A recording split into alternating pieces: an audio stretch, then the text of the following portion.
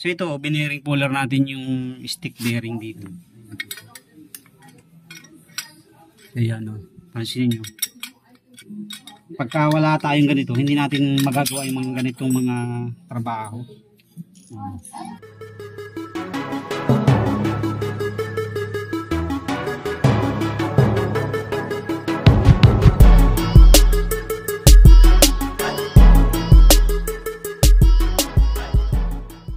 Yo, what's up mga kadetian? Welcome back dito sa ating YouTube channel. Kamusta po kayo? Isang mapagpalang araw po sa inyong lahat. At ito na, hindi tayo nakapag-set up ng camera kanina. So ngayon may ginagawa tayo, linis, panggilid, tapos palit torque drive bearing dyan. Oh. Ginagawa na natin. So ito yung mga nalinis na natin. Sasalpak na lang natin yan mamaya. Tapos ito rin yung iba. Yan. Tinigraser natin, tinapatayo lang natin.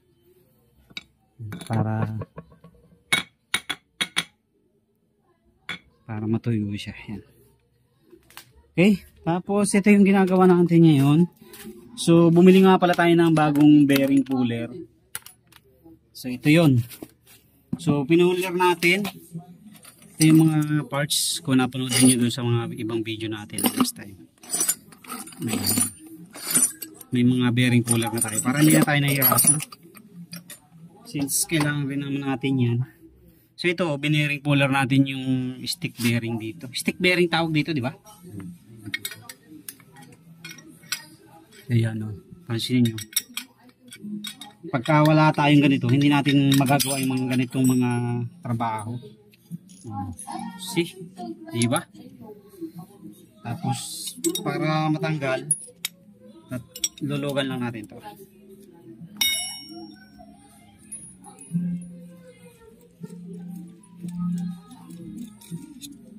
So ito yung tumatama sa dulo para bumuka to at makuha natin yung bearing. So ito yung bearing nya, tanggal na natin, papalitan natin ng bago. So itong isa sa ilalim, ang pagtanggal naman ito, tinutok-tok lang ng konti ito. Tanggalin lang yung circlip dito sa ilalim. May circlip lang dyan para matanggal siya.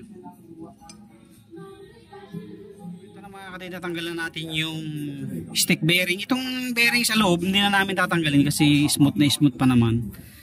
So ang gagawin namin, ito na lang papalitan namin, itong stick bearing na lang. Ayan. So ito yung stick bearing ng Yamaha 2DP.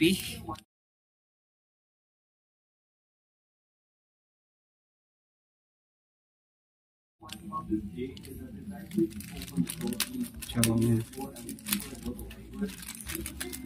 para ma-assurable niyo dito, pwede niyo isukat dito yan kung talagang fit na fit ba. Linisan nyo lang.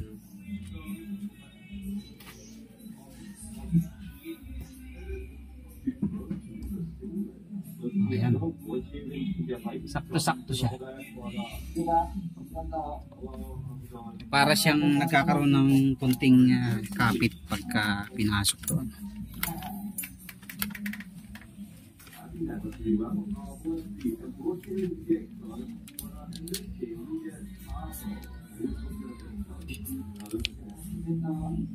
Itong nakalabas, itong may tatak na.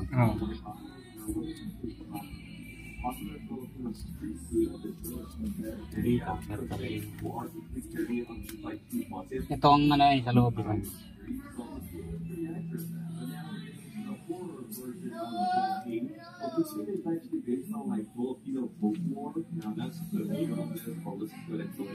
Ganda yung dinisapin.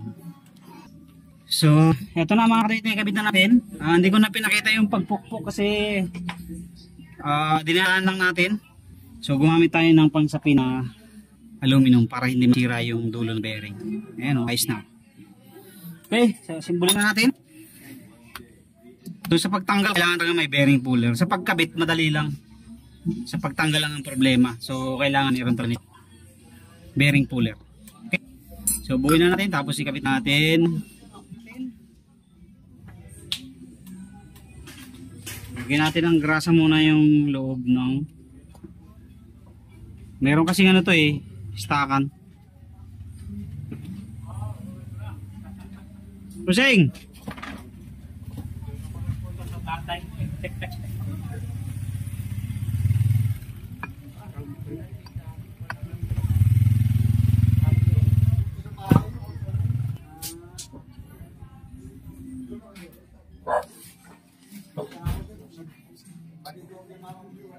Oh.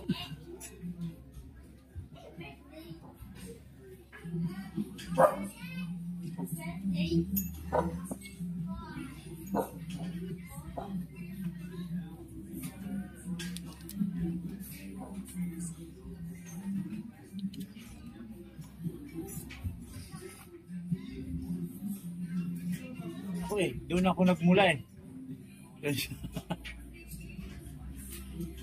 Hindi, buti kilala niya yung tatay ko. Yan. Hindi, yung kapitbahay mo doon. Tinanong ko yung nagawa ng kalat. Katabi niyo. Kasi may kalan eh. Kalan ko yun, nandun isa.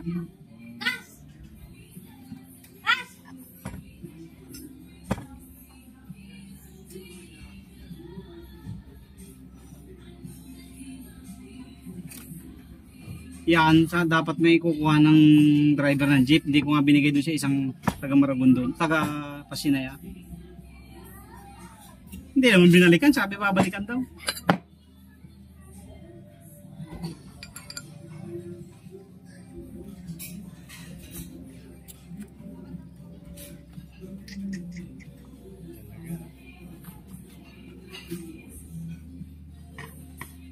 Okay, so ayos na. Assembly na lang natin. Tapos lalagyan natin ng grasa yung bagong bearing.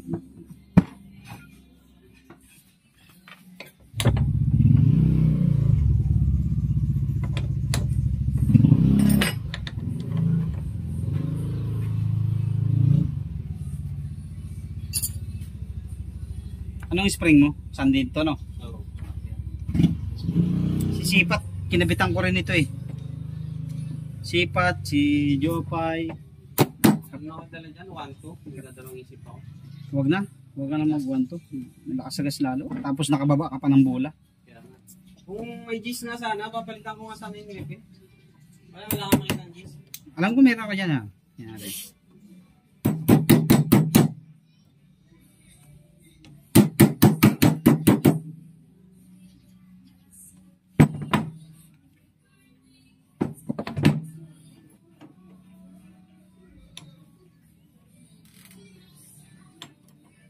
Saan ba nilagay? Sa Filler lang. Sarap. Freezer. Freezer off. Hindi yellow na nga yun. Ice candy na yun.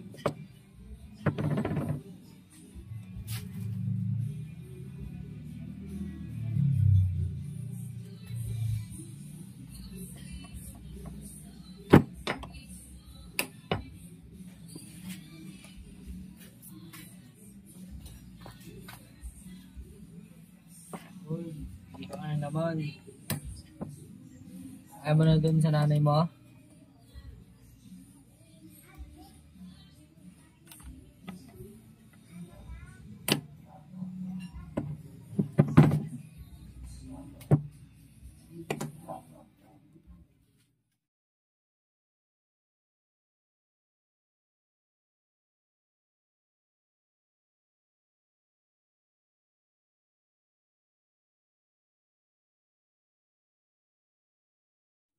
Paspas din yun.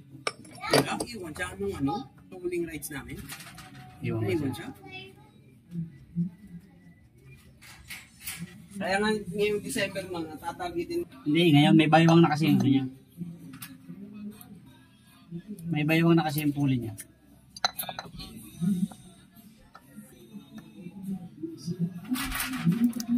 Ba't nakakatalo pa ang washer nito? Ano? Sa loob? Hmm? Andyan sa labas? Oo. Hindi ko alam. Di pag wala kasi yung malaki, kakain dun sa spline niyang ano, nut. Hmm. Di ba? Ayan. Ganit na nga ito. Ang galing siya.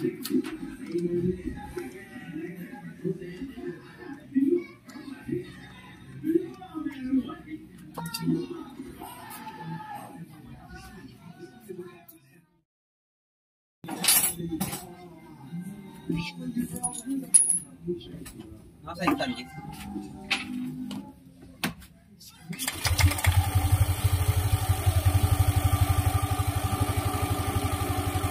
Sama ng tunog.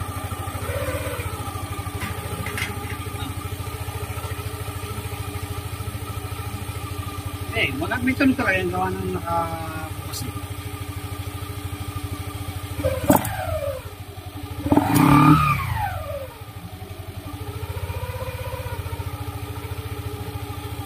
Tingin mo talaga. Tayo mga.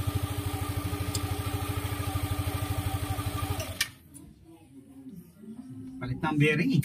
Kaya nga. Check mo sa gear. Siya, lakasan mo nga. Kasi dati, pag iniikot mo ganyan, dadaan-daanin. May part na Ganun. parang kumakalso. Ayun oh, nawala. Okay. Oo. Nawala.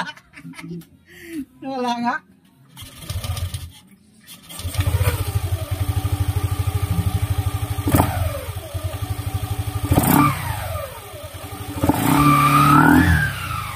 Okay, so may maririnig talaga ng sipol dyan dahil wala pang takip. Ayan.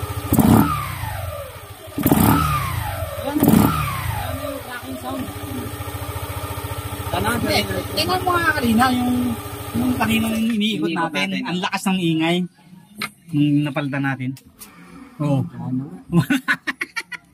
Nawala na yung nakagiskis daw. Oo. Yung iba Tama yung desisyon natin na palitan. Nawala, no? Yun na yun, di. Yung konting ano pala yun. Oh, yun yan. Yung pinakiramdaman ko mahigit. Ibig sabihin yun yung umugong. Yun. Napakapiraso nun. Kahit kapain mo yun, napakaparaso. Hanap mo.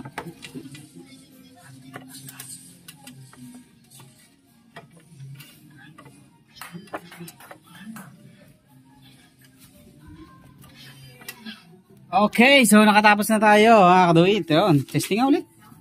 Andar nga ulit ng isang tulay. Mayroon nang nakakabit na, ano? Mayroon kasing lagaslas yan kanina nung inano namin. Ayun, oh, tamo. Nawala.